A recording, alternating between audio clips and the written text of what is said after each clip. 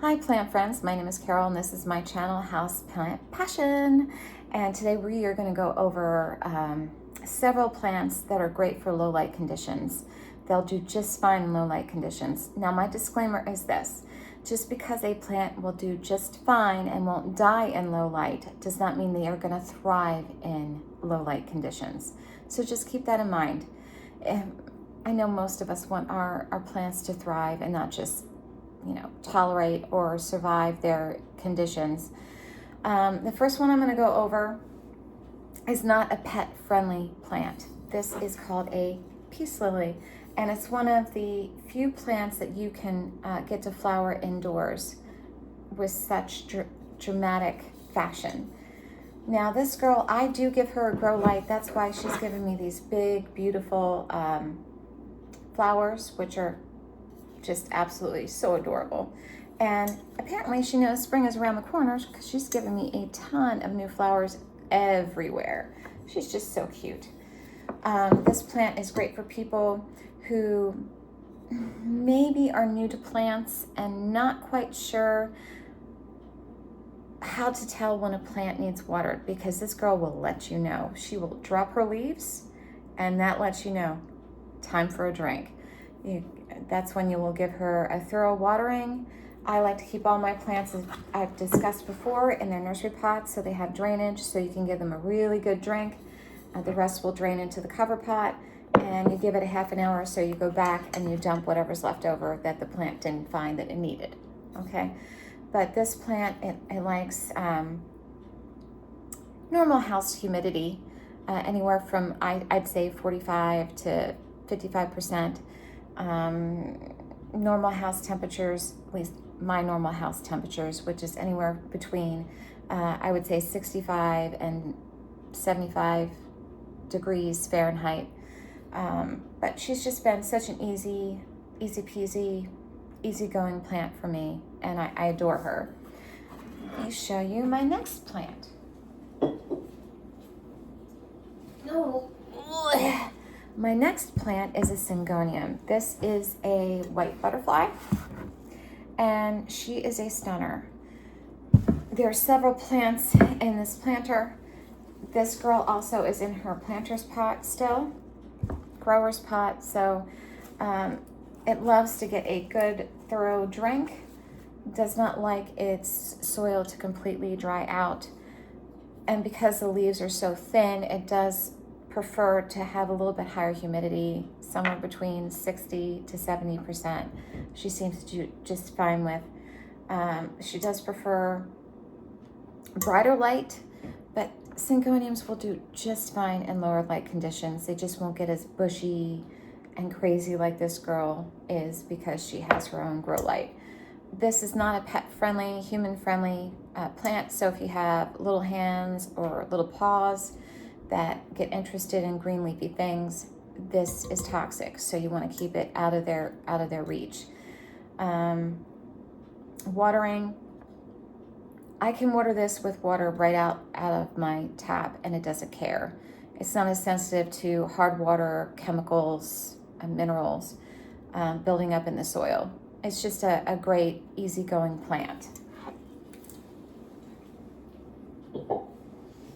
The next plant that thrives in lower light, I'm not even going to try and use the scientific name. Most people don't want to use the scientific name either because they don't want to get tongue-tied. This goes by the street name, ZZ plant. This is a chameleon. There's so many different types of ZZ plants. This plant doesn't need a lot of water, doesn't need a whole lot of care. In fact, this plant, if you overwater it, you will kill it.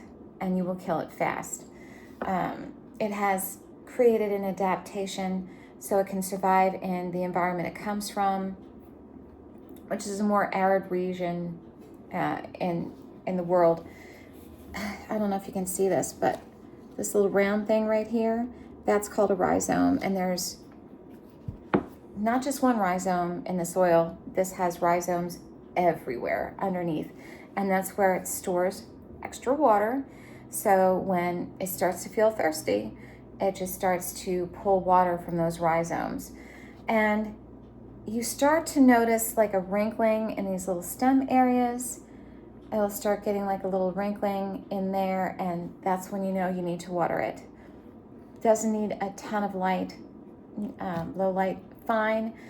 Although the chameleon does like a little bit more light than, let's say, the Raven ZZ or the normal ZZ plant. The more green in a leaf, the more tolerant something like this would be to lower light conditions. But this is great for people who don't like to spend a whole lot of time watering or a whole lot of time trying to figure out where the best lighting is for the plant. It is not human or pet friendly, so it's something you want to keep out of the reach of pets and people if they can't keep themselves from nibbling on all the things. The next plant I'm going to go over is called the snake plant. I have probably way too many of these plants. This is one of the minier versions. These don't get way too big. I have some that are 3 feet tall that live in lower light conditions too. They do great in low light conditions. Will they thrive and do their best growing? No, but they're not going to die either. And this again is another plant that if you're not so great with watering and you don't want to have to spend a ton of time like fussing over a plant, trying to figure out if it needs to be watered or not, this is a plant for you because it doesn't have a huge amount of water requirements. I can throw any kind of water in here as long as it's not, freezing cold water, and this plant is just going to lap it up. It doesn't care. This is a plant you want to have drainage holes for because it does not like to sit in water. It doesn't like to have wet feet, so to speak. You will give it root rot. These plants don't have long, luxurious networks of roots, so they're more susceptible to root rot. I do give mine a grow light, but she did just fine when she didn't have one. Did she grow as substantially in a short period of time as she does now with the grow light? No, but she was no worse for wear either. And in fact, the lesser light that they have, the less water they require. So that's great for someone who doesn't want to worry about all those things and doesn't have a ton of time to be worrying about, what's my plant need today, right? This is not a pet or human-friendly plant, so you want to keep this plant out of the reach of little hands and little paws. The next one I'm going to show you is a Dieffenbachia. This is my Starbright. She is a stunner. Look at all that variegation. Absolute stunner. So when I got her, she was kept in a lower light condition by the grower. So she had these smaller leaves on the bottom that were darker in nature, which meant they had more chlorophyll. That was just an adaptation that the plant had created. Hey, Ugo! My dog's losing his mind right now. No, buddy. Be a good boy. Good job. Anyway, sorry. He's been in this digging mode lately. I don't know what his problem is, but I heard him digging. Couldn't let him do it. So it had a lot more green in its leaves to optimize the amount of the lower light that it was receiving where it was growing. When I brought her home, I gave her own grow light, so she has given me a ton of wide leaves with all this beautiful fluorescent lime greens and whites and creams. Just a stunner of a plant. This is a thirsty plant. It likes to be root bound, so I have to water this girl at least once to twice a week with the type of grow light I've given her. Again, that's all relative. The lower light conditions you give the plant, the less thirsty it's going to be because it's not utilizing as much energy to grow, right? Does great in almost any kind of humidity in my home. When my humidity dropped into the 30s in the depths of winter, I did not give her any kind of humidifier. She didn't care. No crispiness on the leaves whatsoever, okay? The one thing to bear in mind with this plant, even with temperatures, she wasn't that picky at all. I tried to keep her above 60 degrees Fahrenheit. I think there might have been once or twice she dropped to like 58 degrees Fahrenheit, and she's no worse for wear with that temperature. This plant is toxic, okay? This is not something you want to ingest or you want any of your pets to ingest either. So, you know, cats can reach all the things. And if they think every one of your plants is catnip, you do not want this in your home because it can seriously harm your pet or your child. So, this has a latex in its sap. So if you have a latex allergy, this is not a plant for you either. You don't want to come in contact with the latex that is in its sap. You also want to make sure that even if you don't have an allergy like that, if you're pruning this plant, if you get any sap on your skin, it will irritate your skin. So if that's something you don't want to have to worry about, this may not be the plant for you. But for me, I love her. You know, my Uko leaves her alone. I have her up out of arm's reach of all smaller children, and she's just survived and thrived for me. The last couple plants I'm going to show you that are lower light loving plants. This one is a curly Bonnie spider plant.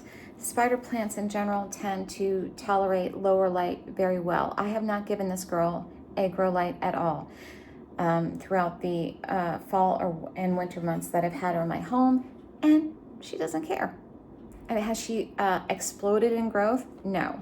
But she has filled out substantially over the last 3 or 4 months. I'm sure she probably would be twice as big if I had given her her own grow light, but she has thrived. She has grown. And in fact, I mistakenly put her in too big of a pot when I repotted her, and she's grown so much that she is actually starting to give me a pot. I can't, oh, where is it? Oh, here it is. Yeah, this is an offshoot of a pup. I don't know if you can see it. Right there. So she's getting ready to give me a pup, which is super cool. Just something to bear in mind. This plant is not beginner friendly. I don't think it is. I know I'm going to catch some heat for it, and that's okay. That's fine. We're all entitled to our opinions. I think this plant is way too picky on its watering cycles. Too much water, too little water, it's going to give you browning leaves. It's just going to let you know it's not happy. But the problem is, you're not going to be able to figure out, did I overwater you, underwater you? What's the deal? And it's not like they can be like, yo, yeah, overwatered me. You're just going to have to go with your moisture meter or your finger, if you can trust it, and try and figure it out on your own and adjust accordingly. Not a real watering mistake tolerant plant. So for that reason, I say I don't feel it's a beginner friendly plant, but it is a pet and human friendly plant. So if you have little nibblers, this is a great plant to have in your house that will tolerate lower light conditions. The last one I left the best for last. I just love prayer plants. This is my Calathea mosaica, and look at these stunner leaves right here. Just gorgeous, gorgeous leaves. You can see where it gets its name, mosaica, because it looks like a mosaic on kind of a print on the leaves. Now this plant is not a beginner plant. I'm not going to say it's as diva of a plant as most people make them out to be, as long as you respect where the plant comes from, the carpet area of tropical rainforests, and it likes dappled and direct light. You meet its care requirements, you're going to do just fine with this plant. I don't have any crisping on any of the leaves because I've kept this plant in anywhere between, I would say, 60 to 70% humidity, and temperature-wise, 65 to 75 degrees Fahrenheit. I don't let it dry out in between waterings like we've covered before. Prayer plants don't like that. They'll give you crispy ends on their leaves. They don't like to have fully dried out soil. They don't like to have super wet sopping soil either, so it's important to keep them in their nursery planter and give it good drainage so it doesn't get stuck swimming in water that will rob the plant of the oxygen that it needs at the roots to be able to survive and thrive. Other than that, is pet friendly, just like any other prayer plant, Calathea, Maranta. Just a wonderful plant. Also important to remember, very sensitive to chemicals and water, very sensitive to a buildup of minerals in the roots. It does not like it. So if you have hard water like me, if you're not willing to buy a filtration system, I'm in an apartment, I didn't want to mess with anything like that. Give it rainwater. It's mother's milk to plants, like I've gone over before. It's what they would get in nature. If you have the ability to catch it and store it, that's great. If not, just buy some distilled water and she'll be happy, happy, happy. So this is the end of my examples of pet-friendly plants that I have in my possession. There's lots more. If you enjoyed the video, don't forget to like and subscribe to my channel. And until next time, make sure to give your green leafy friends lots of love. See you soon.